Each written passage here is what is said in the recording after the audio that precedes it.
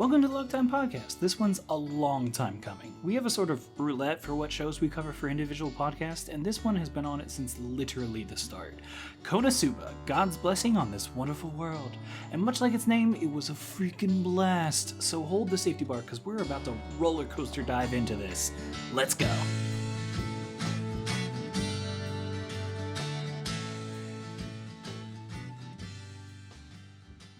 So, I kind of can't believe it took us doing a podcast to actually get me to watch Konosuba.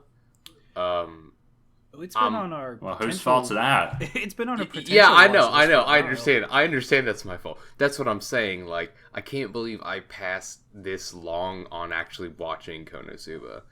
Because, like, I mean, like, I'd always heard that it was good, and, you know, people kind of praise it as, like, the second coming and all that jazz, aside from, you know, Mahoka, which is the actual second coming. Right. But bless our Lord like, and Savior. Season 2 now. That's true. But I'm just so fucking glad, and I feel so blessed that I have finally got to watch this. Because man, it's a hell of a show. And I had a lot of fun with it, but I also... This is one of those incredible shows that gets me laughing my ass off, but also makes me want to just crunch the TV into so many small little bits. Okay, you're going to have to elaborate on that a little bit. That's a very interesting experience. I think the feeling is mutual, but I want you to explain, because it's an interesting amalgamation. I want to give Aqua a permanent dirt nap. I want to put her in as small of a block of concrete as possible. I want to toss her off a cliff and watch if she doesn't get to re-zero herself. Like, oh my fucking god.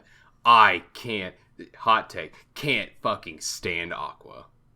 That's not necessarily a hot god. take. I don't think it's... That's actually, the joke, boys. That's the joke. Well, actually, I don't know. There's a lot of people that say don't bully Aqua. But I know. But there's also that. a lot of people that want to bully Aqua.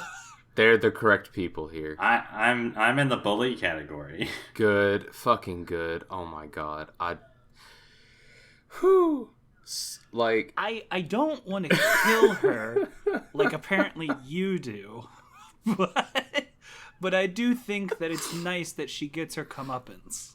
So... She deserves it. I think she could stand to have a little more comeuppance. But... I mean, she has a whole other season to get through. Yeah. So, like, I understand that with Konosuba, with our dumbass cast of, like, you know, Kazuma and Aqua and Mirin and Darkness. Which, Darkness, oh my fucking god. Are you kidding? That's her name? Darkness? And she's a holy knight? I about fucking screamed. Like, I understand that our whole premise is, like, we have a ragtag bunch of useless dumbasses that are, like, inversions of typical, like, isekai or RPG tropes. Right. And it's kind of like, these people would actually be fucking awful to deal with. You don't want any of these people. Right. But... Just like in actual RPGs or MMOs. Well, that's also how all these people got together, too, in the first place, is that everybody else dumped them. Right. But the thing is, you know, after getting through this whole first season, I would still happily have Kazuma and, you know, Mirin and Darkness in my squad. Because while they are varying degrees of useless, they are still people with redeemable qualities. Yeah, no, I did appreciate that, at least. And Aqua just is... And I get that that's the shtick. And I understand that that's the shtick. And I fully get that. But I despise Aqua for the same reason that I cannot ever bring myself to watch, like, Umaru-chan. Because that kind of character that is just, like... They whine and bitch and moan and complain about every little thing, and that's the shtick. Like, that is not cute to me. That ain't funny to me. All right, but that makes me want to end something. There's a bit of a difference there, though, because, like, in Umaru, you're supposed to find it endearing, even though really it's not. In this, you're just supposed to be like, yeah, good on her that she got the shit beat out of her. Like, I mean, like, isn't that so satisfying? it's the best. Oh my god! I have a massive pet peeve for narcissistic characters, and so the fact that this show has the narcissistic character constantly getting their shit kicked in, oh my gosh, it feels so good. It's so cathartic. Like, I cannot believe the levels of sick satisfaction I got out of this. It is some straight Schadenfreude that I am loving so much. I just, like, I mean, I should not feel this level of, like, vindication or rage or vitriol, but holy fucking shit, man. It is... Oh my god. It's so sad. It's such a release. All right, wow. I mean, I feel pretty strongly about this, but I didn't realize there were people that felt more strongly about it than I did. Well, okay, so like, I don't feel that strongly as he does. Listen. I think we got a gradient here. No, I'm coming off a week of having had to deal with a bunch of whiny fucking idiots in different aspects. Oh yeah, that's and true. So like, it has kind of just heightened, you know, my lack of tolerance for Aqua as a character as I was watching this week. You're just reminded of every single punk ass student that just showed up, and you're like, I will fucking murder. I just like, I feel as though if I had been like on a break or something and I was watching this, I would have responded in a somewhat more tame, controlled and tame. Yes, tame. There, thank you. A more reasonable way. But right now, oh no, no. Yeah, thanks for letting me get that out of my system, I guess. Matt, what's up? Oh, I was gonna say that. I mean, what would you do if Aqua was one of your students? Like, how would that work? Fail instantly. Wow. Fail. All right. No. Yeah. No question. All right. No question. No hesitation. Absolutely none. You've seen her in the show. You know what kind of student she would be. I know. Now that I'm thinking of it, I'm starting to picture all of them as various different students. Because like, please don't say any of this. I'll have nightmares.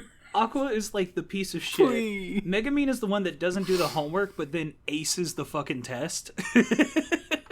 I've been saying Midorine. I meant Megumin. Yeah. This is the week I've had. What do you do? I was wondering about that. I was like, I was going to correct you. Then I was just making sure that you said it twice, and then I was going to correct you on the third time. Yeah, it's Megumin. Because fucking kill me. You know, sorry, go on. They even make a big deal out of her name in the show. How the hell did you manage that one? And then Darkness is probably the one that's hot for teacher, and everyone's uncomfortable about it. No. Darkness is hot for everything. That's more accurate. Darkness is hot for the laptops. Yeah, and then Cosmo's just kind of the slack-jawed dude that like barely passes. I mean, that's fine. I'll take slack-jawed dude that barely passes. Yeah. The rest of y'all, bye. Oh, come on. Respect for the student that doesn't do the homework and then passes. No, What? That Megumin. She skips all of the assignments, but then fucking aces like the midterms and shit. I have one good quality to me, and it's that I can do extraordinarily well at one key moment, but I can't follow through for the actual meat of this stuff. Such a great character. Oh, man. And everyone's like, why the fuck? And she was like, why would I do any other magic? It's the coolest magic. Explosions are great. Fucking Megumin. It's such a delightful cast, except for Aqua. And that's kind of the point, though. Again, no shit, Sherlock. Well, I think there are some points in the show where I think you're supposed to be like, well, Cosmo's kind of a shitbag. And I am constantly deviating in this show between Cosmo's okay to I want to fucking kill Cosmo. Like, he's such a shitlord. Yeah, but anyway. Yeah. I don't know. Sorry. Go ahead. No. Sorry, you go. I was just gonna say that I think that's a pretty mutual feeling. Yeah, just in general. I was nervous whenever this was recommended to me, because initially the way somebody recommended it to me is that it was the It's Always Sunny in Philadelphia of anime, which I think rings true in some ways, but I was nervous because the whole point of It's Always Sunny is you fucking hate every single one of the characters. They're all genuine pieces of shit. And I thought that's what I was going to be watching. And it's nice that some of these characters at least have some redeeming qualities. Yeah, that's the thing. Like, I wouldn't say that, like, Megumin or Darkness are pieces of shit. They just are so unbelievably useless despite their massive potential for greatness. And, you know, I mean, the fact that, you know, like, Darkness has been seen to be able to, like, cleave a boulder into with the slightest effort. Except she can't actually hit anything whenever she tries. I will say this, Megumin can fire off one shot a day. As the tank of the party, Darkness, her ability to enjoy taking on the hits for others, that follows through. That tracks. She can do that well. And she does enjoy her role. She enjoys her role. She's very proactive about it. But at what cost to the rest of us? Exactly. Honestly, unless she has a moment, she's probably the most mild of the cast. Now, to be honest, yeah.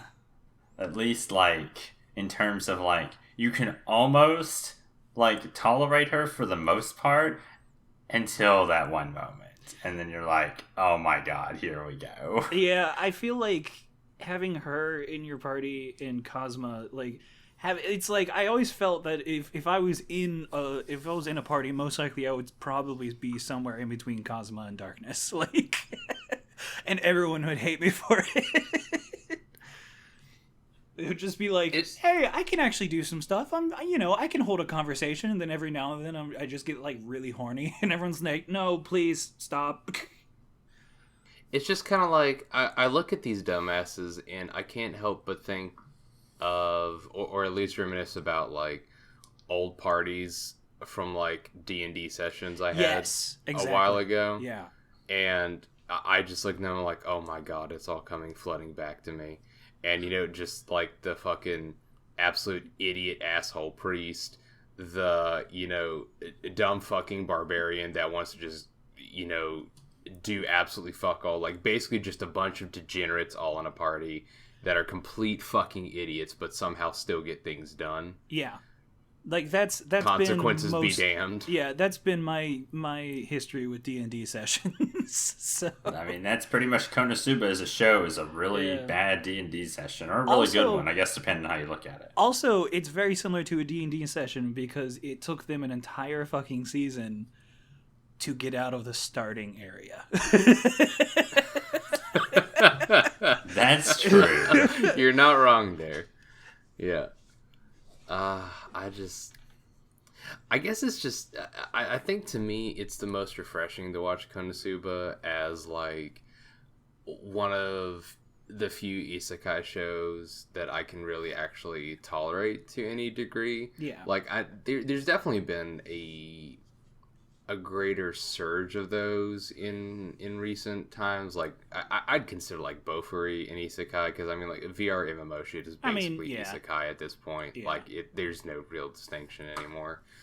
But, like, man, Konosuba just scratches a certain itch for me. Like, it is just fun, and the characters have such good chemistry together, except for Aqua, and they're just they're all such fucking turd bags, but in such a way that, like, they mesh together, and it's really endearing to kind of see them grow together as a party. Like, for instance, the episode where Kazuma starts accompanying Megumin to go practice her explosion magic.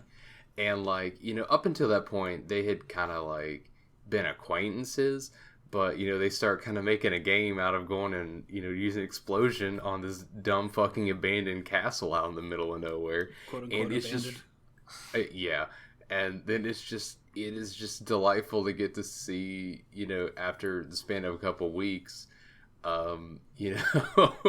Cosmo's giving her like scores on her mat. He's like, that's a solid 6, I'd say. And it's just fun to see them like actually start to really care about each other in that kind of way, even though they're just a ragtag band of misfits. That stuff always just kind of gets me the right way. It's also, on a personal note, really cathartic whenever they meet up with the quote-unquote, like, actual hero for this world. And they just absolutely take the piss out of him. And they kind of show him off to be like, oh yeah, that kind of person would be a bit of a narcissist. It's like, yeah, no. They would be kind of a piece of shit, and I'm glad that, like, this group of idiots can just, like, antagonize them. Yeah, I think it was a pretty good play in that particular episode, which I think was episode either 5. I think it was 5. Yeah, yes. it was about the midway point. Yeah, because I just thought that episode was just interesting in general, because there's a lot of commentary about, like, just not necessarily like isekais in general, but there was a lot of like back and forth between like what you would like, I guess, subversions of the isekai genre, like, Right. Because they were pitted against the main hero, and you kind of get to see Kazuma next to him, like what that was like, and I don't know, it had a little bit of a subversive quality to it, so Yeah. I just felt like it was interesting in that regard. Yeah. It was really delightful to kind of see this idea of, you're the chosen hero, and how that sort of, could potentially warp the way that a person, like, sees their own self-worth and value, but also how they see their own, like, specific moral compass. Right. Like, it shifts this way. It's like, oh my god, I have the blessed sword, I'm the hero, so of course everything I'm doing is right. Of course I'm always going to be thinking correctly at this point. And so, yeah, it's a really interesting subversion of a lot of these different kinds of tropes where, it's kind of just assumed, it's a foregone conclusion that, oh, well, if you're the destined hero, then you can't do anything wrong. That's for fucking sure. Mm-hmm. And I think a good part of this is that it kind of pits it against Kazuma here as I guess, like a foil, if you will. It sort of shows that, yeah, Kazuma, like, he doesn't do everything right, but it's obvious that, like, he at least has his, like, head in the right place at the end of the day most of the time.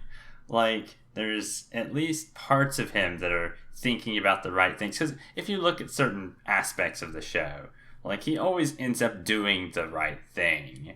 Yeah, or what he thinks is the right thing. Yeah, what he thinks is the right thing, I should say, which does always end up in a decent spot. But it's there's kind of like I guess it's not portrayed as heroic is the word I'm looking for. Yeah, he's not necessarily always doing it for the right reasons, but at least the good is being done, kind of thing.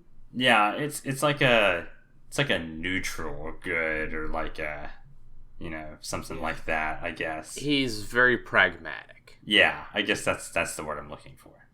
So I think that's just very interesting as the concept of the show, especially with that moving into some of the latter parts. Yeah, because I mean, like, it's all well and good and fun to watch them, fight a swarm of cabbages, but then also when it finally comes down to brass tacks and there's like a big moving spider fortress come to destroy the starting town, and the choice is, oh well, I guess we gotta teleport this core away, so just fucking do it, I'll take responsibility for it, and hey, I have hella high luck, nothing bad will happen. Right. And it does in fact end up being the worst possible luck he could have, which that gives me a lot of questions about season 2, but yeah, he does always, kind of like you said, Matt, he has he tries to have his heart in the right place and tries to go about things with the best of intentions when it really counts. Right. And that's the key emphasis there. When it really counts. Yeah. I would say that's the caveat. But I think that's what makes this character interesting. Is that you're not it's interesting to have a protagonist that you're not always rooting for. Mm-hmm. Or like you definitely question. Like, I don't know about that, Chief. Like, not sure a good about call. That one. Yeah, I would much rather have a more complex protagonist that, you know, is not always just going to be like the, sweet good boy, warrior of light. I gotta save the princess and the world and everything.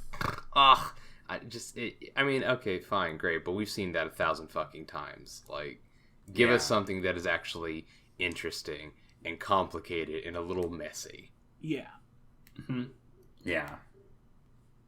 I would say, though... Oh, go ahead. Oh, nothing. I'm good. No, what? Oh, I was just going to say that... I was just going to look back around and say that Aqua's still a shitbag, though. I don't like her. I really just don't like her. Sorry. I know, man. Me either. I think... I already made us spend like maybe 5 minutes on that at the top. It was about 8. So oh god, yeah, all right. We'll skip over that. Yeah. Everyone here knows how we feel about her at this point. But man, fuck Aqua. I do have a question though. Yes. Did you all count the OVA as part of season 1? Yeah, sure. The episode 11? OVA. Yeah. I was not aware of an OVA. Okay, well. I mean, I knew it existed, but I've already seen the show as well before this. So, because I watched episode 11, and it's kind of just like it's one-off thing that just happens at some point on their journey. I hated both Aqua and her protagonist so fucking much during that episode. It was just. Are you gonna fill a boy in? The concept is that The concept is that Kazuma accidentally puts a choker on that constantly squeezes his throat for 4 days until he just finally dies. And so... also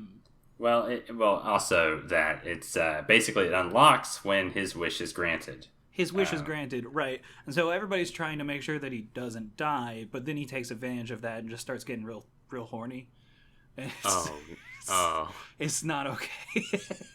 Well, it's some of it's general horniness, but also there's a lot more that goes on than that. But yeah, I'll just leave this be. We don't have to have this be like a play-by-play cast of the OVA. He definitely takes advantage of literally everyone he's met to try and be like, but I'm gonna die. You should do this for me. Yeah, he's kind of a shitbag in the OVA. Yeah, what a douche.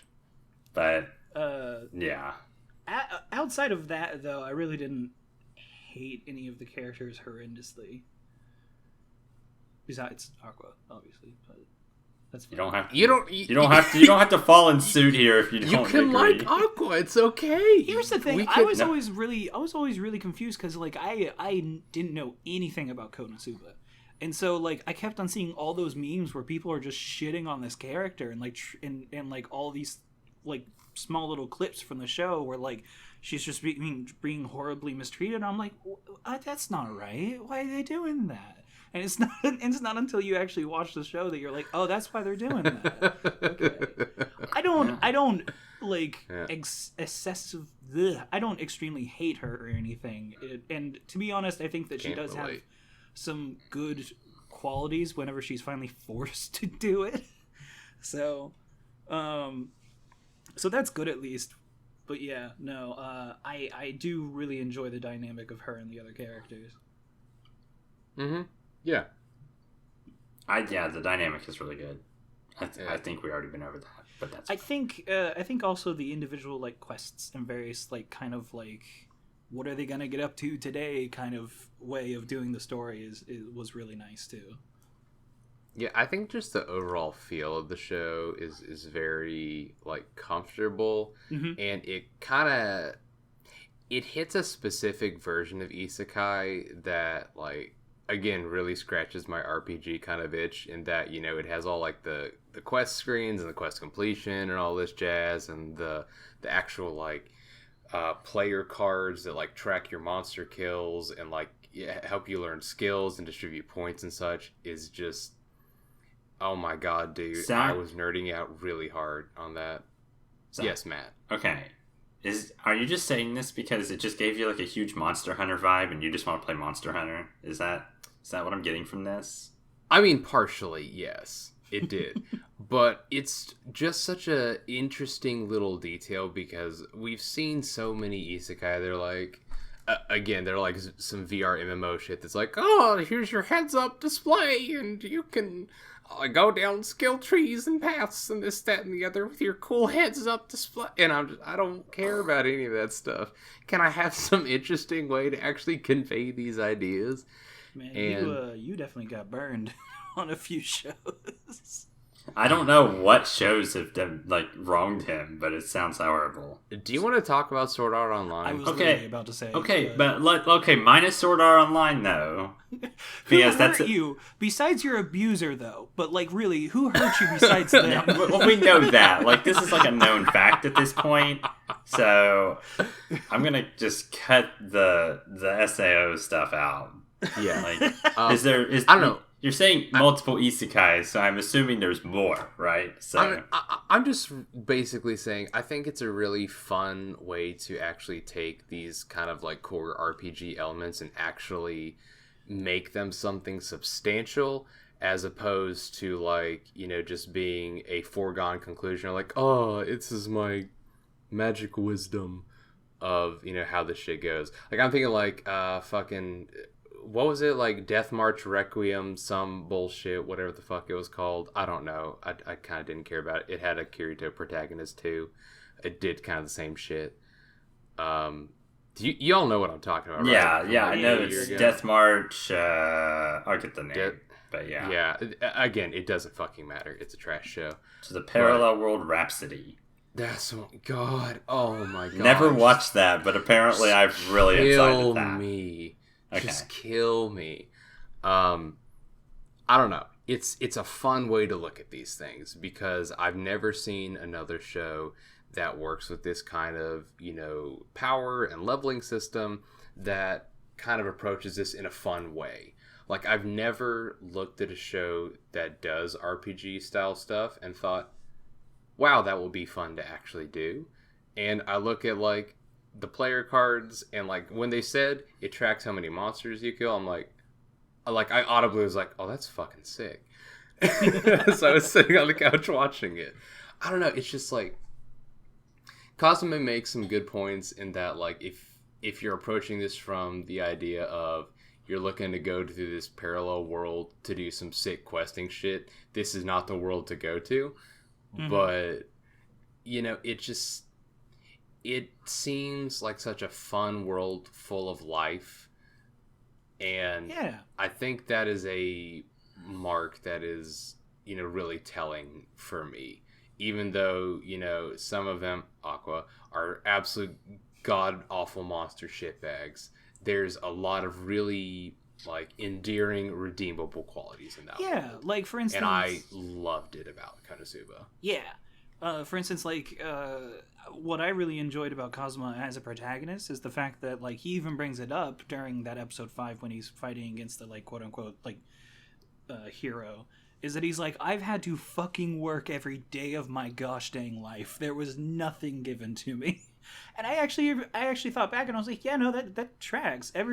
Nothing was just magically given to him easily.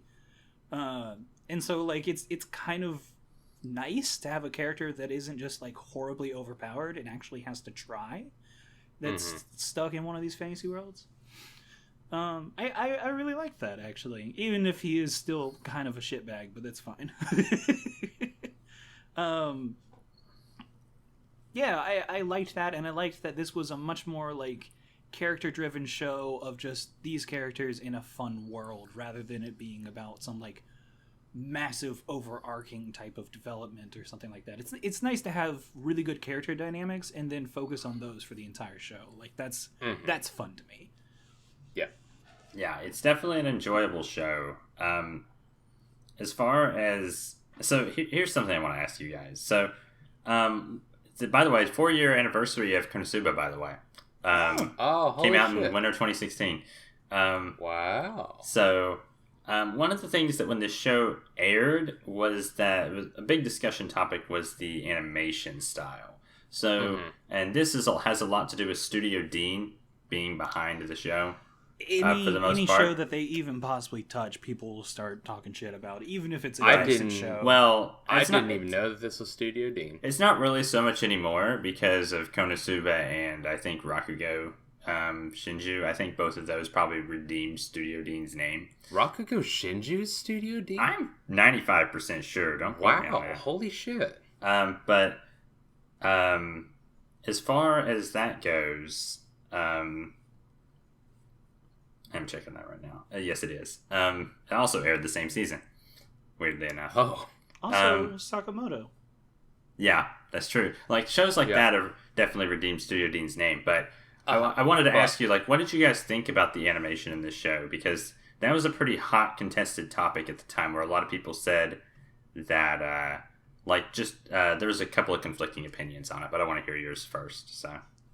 People were shitting on the animation of this show. I don't understand. So like that was one of my favorite things about this show because everything felt so like kind of fluid and rough. Like there were a lot of just like really kind of maybe weird patches where I'm like, why did that move like that? But it grew on me really quickly and it felt like it meshed with the whole show's kind of aesthetic and just general philosophy of these really messy, like, broken folks trying to do some stuff in the world. Yeah, and that, like, nothing is really taken too seriously. Yeah, and that's the thing. Like, I wasn't going into this as, like, a Sakuga nerd or something like that. I just wanted to have a good time. And the animation definitely did that for me because, again, like, you know, there were some ridiculously gorgeous shots of, like, some gnarly explosion magic, and then there was just some dumb shit of like them looking honestly kind of rough and just doing some derpy like colon T thumbs up kind of stuff, and in all aspects I loved it personally. Yeah, I think it kind of speaks to some of the style of the show that the one shot that I think is like super Sakuga in the show is like fucking like episode 1 or 2 whenever they're just working on construction and he's like wailing into the ground with a pickaxe and it's like that's what they decided to focus all that animation budget on, or whenever he's doing the creepy hand thing in order to make the girls run away. Oh yeah. Yeah. Like that's what they wanted to focus. Yeah, that's what they wanted to focus the animation on. And then in the moments in which it's like them just like goofing around, it's like it's not as good, and that's totally fine. It doesn't need to be. Mm-hmm. I would actually say that, like, kind of like Zack said, I think the random like quote unquote like low quality bits. Yeah. Maybe the lesser animated bits even. Like, I think those actually work to the show's advantage as well. They know where to place the animation. I think that's really important. But that was just a contested item when the show was airing about if the animation was quote unquote bad or not. But no one says that anymore because Konosuba is great, is what everyone's learned. So somewhat casually, like slightly related to it. In terms of just like the animation style, the sheer fact that this show is so continuously and so like just casually horny in its animation as well is astonishing to me. Like how like Aqua's ass, like her whole ass is out like 95% of the show. Yeah, and the person that's in charge of the guild it feels like her, you know, her whole bosom is about to like just like flood out of her clothes at all time. It's just it's a really bizarre detail, but at no point does it feel like lecherous or weird or something. Like, because I just see some dumb fucking shot like that, and I'm like, yeah, that's Konosuba. That makes sense. That I don't know. tracks. For me, it was distracting in the moment just because, Really? like, yeah, well, mostly just because it was like, I'm not getting humor from that, and I'm not getting, like, anything from the actual, like, show. It just seems like an unnecessary detail. But, like, but it doesn't happen that often at all, and so I was just like, yeah, it's okay, whatever. We'll just move on. Like, I guess if it was used for the actual plot, like, for instance, anything that Darkness does ever, then yeah, I mean, I'm like, okay, yeah, that makes sense. But then, like, every now and then they'll just cut to, like, the guildmaster, and she's just, like, completely bent over, and for no reason, and I'm just like, okay, it's a bit weird. I don't know. Why we went for that one. I don't think it all has to have a purpose. Like, I'm not. That's what I'm saying. Like, I'm not going to go through the whole show and be like, well, what's the purpose of this scene? But well, right, no, but it's just like, it's one of those things where it's like, okay, oddly horny, but moving on. This was what I was thinking. But the thing is, this whole fucking show is oddly horny. We have a whole character whose shtick is being oddly horny. So, like, I just... Because every time I saw anything remotely close to that, I was like, I mean, again, yeah, that's that tracks. That tracks. There. Yeah, I guess that's fair. So, I don't know. It's just like, Konosuba, to me, it just has all these really small, like, fucking stupid elements that come together to make it this weirdly complete feeling package in an astonishing 10 episodes. Like, a weird choice for that. Why the fuck was it only 10 episodes? I don't know. Is there I don't know. That's any indication that's for that? Good question. Second season's only 10 episodes too, so I don't know. That's what I was gonna say. Like, though, to be fair, weird. like, everything that's in those 10 episodes is fucking solid, so I'm like, good on you. Like, yeah, it is. The pacing is pretty fucking good throughout. Yeah. I can't really, like, the closest thing I would even say to, like, having an issue with any of the pacing would maybe be, like, you know, they always, like, introduce characters and this, that, and the other, and it was all pretty organic, except for, like, maybe the last 3 episodes where they were just like, oh yeah, we met Wiz, she's a lich, this whole thing at the graveyard happened, whoopsie. And then, like, him introducing the other 2 adventurers that Kazuma meets up with that all went to the Succubi Den with him. Oh, yeah. Like, they were just kind of like, oh, yeah, they exist. Which, again, I didn't have an issue with that. No, like, that's especially... that's the closest thing to, like, a quote-unquote pacing issue this show could have had. And even then, I didn't fucking care. Because it had established such a tone and a way of, like, episodic storytelling at this point that it just didn't bother me. We don't need to go through all that anyway. So yeah, exactly. I agree with the decision of that, but I can see where people would complain. They've been living in this city for so long. It makes sense that they would know some of these peeps, and we just might not see the introduction, like, on screen. Exactly, and yeah. I honestly liked it that way. Yeah. I thought that it was very refreshing to not have to go through the rigmarole of, like, new side character. Let's introduce everything about them. Yeah, it's and just that like, doesn't no, really these make are a lot of fucking people. sense. Let's just hang. Yeah, it doesn't really make a lot of sense in this kind of situation in which they even joke about how fucking long they've been in the starting area. And it's like, well, yeah, you would probably at that point just basically, like, cheers, everybody knows your name kind of thing.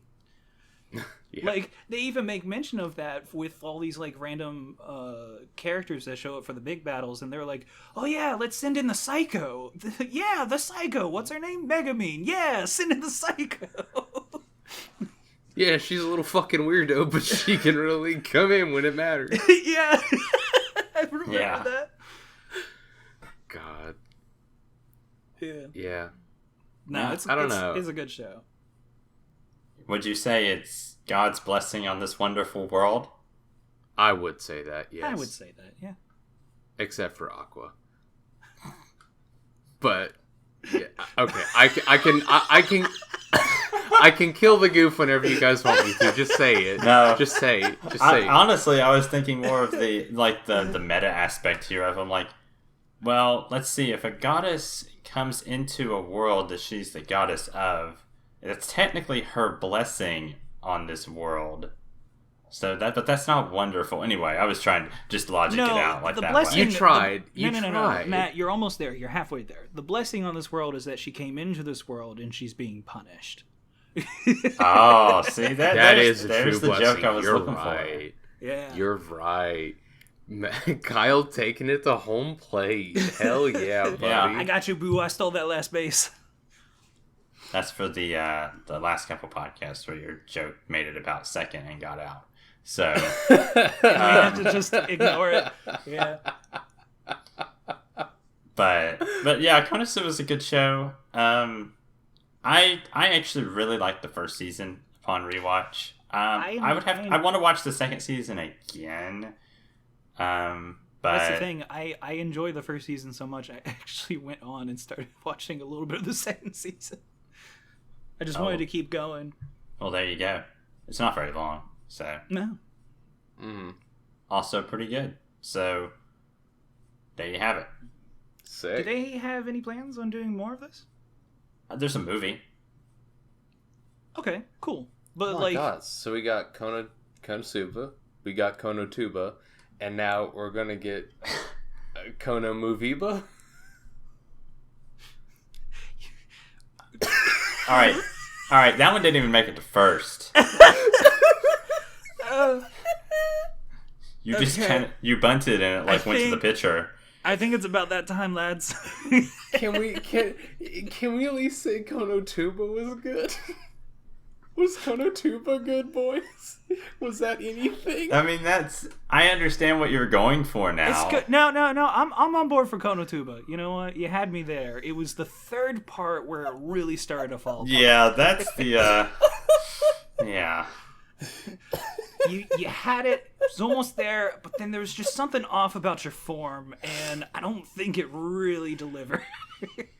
Oh, okay. So there's a movie. Is there anything else beyond that, though? Yeah, because this has got to be a cash cow for Studio Dean with how much people love this. Were they making a third season of this? I don't even remember. Okay, well. I don't remember. Sorry. To be announced. Guess we'll catch everybody next time. Go watch the show. It's good. Bye. Thanks for dropping in, y'all. Bye. Yeah. Bye.